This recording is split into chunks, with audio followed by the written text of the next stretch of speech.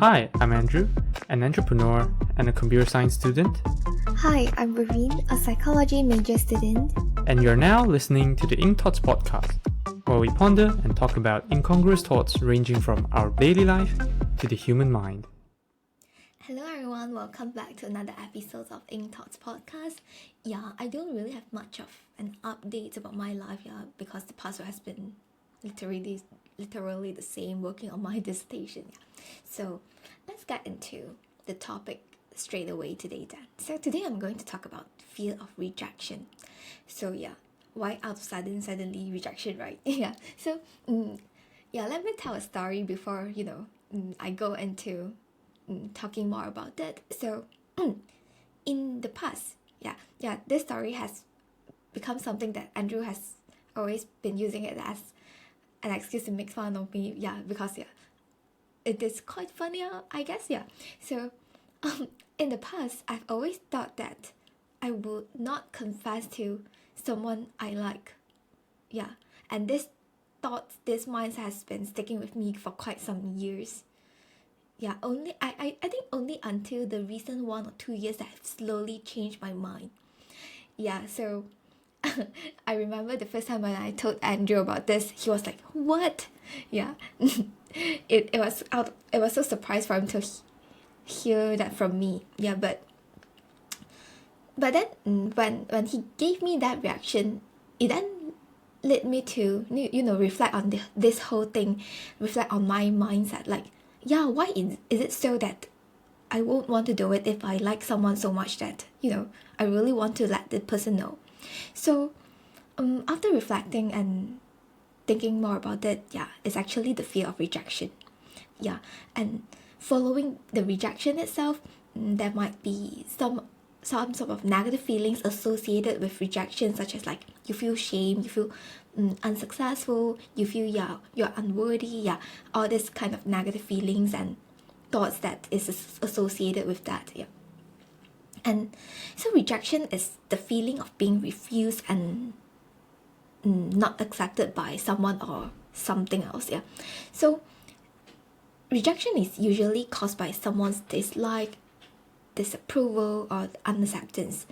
And the fear of rejection is often associated with low self-esteem. So for people who have lower self-esteem, you might see them having more of a fear of rejection when it comes to probably doing stuff or interacting with people. Because rejection could be in many different forms, like social rejection, where you find it difficult to socialize with people because you're so afraid of being rejected, and you'll most likely become a people pleaser in those kind of situation, because you just can't stand rejection. You want to be liked by people. So why is that we are so afraid of rejection? So in most circumstances, we are actually afraid that we will no longer be liked by people anymore.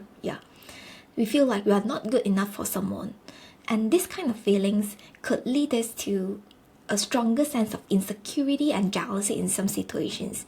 And so people, like I said earlier, people might become a people pleaser, sometimes even unintentionally. They didn't want to be, but because of this fear of rejection, they are so motivated to become a people pleaser, because they just can't stand being rejected by people, from people around them, or even from other situation, even in their work or stuff. And sometimes our past experiences of being rejected will also intensify our fear towards rejection.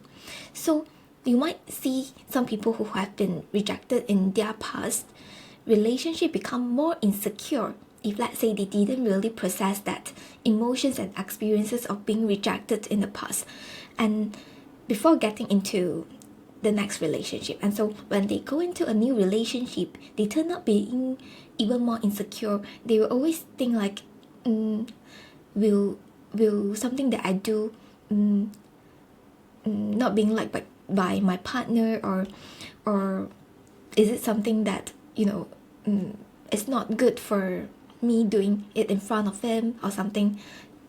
And that will lead that person into becoming even more insecure. Not just like, yeah, some people they are just worried about their partners having an affair with someone else, but some people they just feel like they are not good enough. Yeah, that kind of insecurity. Yeah, so when we think about like, yeah, we think that if we get rejected, that means we are not good enough.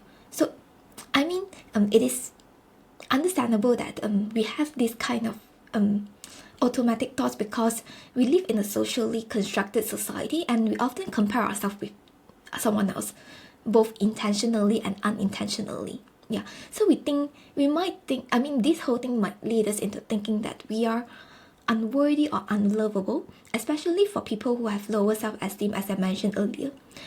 Because okay, so for, let's say, some people, they grow up experiencing parental rejection, so their needs are not met by their parents. Yeah, they might always think that they are unworthy since young. Yeah, so this will lead them into building a lower self-esteem, and because of that they always think that they're unworthy. So even if people do something good to them, they might feel like, yeah, they are unworthy of getting that. Is it because people are after some benefits or something else? Yeah, they won't think that they deserve all those good acts from people. Yeah, so this actually affect people quite, I would say, quite seriously if we don't take it serious enough to, stop it. If, let's say, it has been affecting your life so much. Yeah, and some people actually, they don't really realize or notice that the fear of rejection has been affecting their life so much. And when we are so afraid of being rejected, we usually won't go after things that we really like and we really want to do. And at the end of the day, this is our own life, right? Yeah, we want to do something that we like, we want, and things that will make us happy. But because of this fear of rejection and all this reason behind it, like feeling like we are unworthy, we are not good enough, yeah, stuff like this. Yeah, so it just makes us feel like we don't deserve going after something that we really like, we really want to try, we really want to do. So at the end of the day, you're not really living a fulfilling life, and you're not getting things that you really want as well. Yeah, so when we think about it, it's actually quite scary, right? Thinking about like your entire life, you're not going to do something that you like, you enjoy. So how do we overcome this? So in some situation, we might have this kind of fear. It is normal, yeah. But as soon as you notice this kind of thoughts, be self-aware and identify these negative thoughts and take steps to reframe your thoughts that into something that is more optimistic and encouraging. Of course, sometimes you might not notice that these are actually some negative thoughts until you really compare it to some evidence rationally. I mean, evidence that I'm referring here is those, like, let's say, yeah, I think that person don't like me, but why though? Yeah, is there any sign that this person directly show you that he or she doesn't like you, or is this person telling you that they don't like you, or is it just something that you have been thinking about because you see them didn't wave hello back to you this morning or stuff like this? Yeah, sometimes it might just be us overthinking about it. So yeah, refer to this kind of evidence rationally and really be self-aware when this kind of thoughts just struck into your mind. And the next thing is to practice self-compassion. Be kind to ourselves. Yeah, we know that we are human beings, right? And we all make mistakes. It's normal. There's no point to overly criticize yourself. Instead, try to forgive yourself and reflect on the mistakes that you made so that you do better next time. But of course, I'm not saying that ignore everything that you did wrong. There might be something that is really our fault that we should reflect on it. But when we have reflected on our mistakes and understand that from which point that we're not doing that well and stuff like this, then move on. forgive yourself instead of keep going back to the vicious circles of thinking, how worse you are as a person, which wouldn't help with the outcomes at all at the end of the day. It won't improve the next time when the same thing happened again. So and the third thing is like, we know and that in our life there are so many things that is out of our control. So we should focus on what is within our control, within our locus of control. So adapt our mindset into a growth mindset. So what I mean here is to see failure as an opportunity to grow. Of course, I know it's difficult when you feel like something is normal that you immediately feel so sad about it because you put in effort and you really want a good outcome. I mean, everyone wants. So it's hard, but try not to always aim for perfection. Aim for progress instead. This will motivate you to work hard continuously instead of being afraid of the failure and any kind of rejections that you might face. And lastly, it is quite common that we can't control what happened in our lives, like I said earlier, but we can actually control how we react and respond. So don't let rejection define us and being affected into thinking that we are so unworthy. Instead, be self-aware and accept ourselves for who we are. So I guess this still going back to the point to practice self-compassion then. So I guess that's it about fear of rejection. And of course, this idea started from the very little story of mine that I'm just so afraid of being rejected, even though at the end of the day maybe it might not be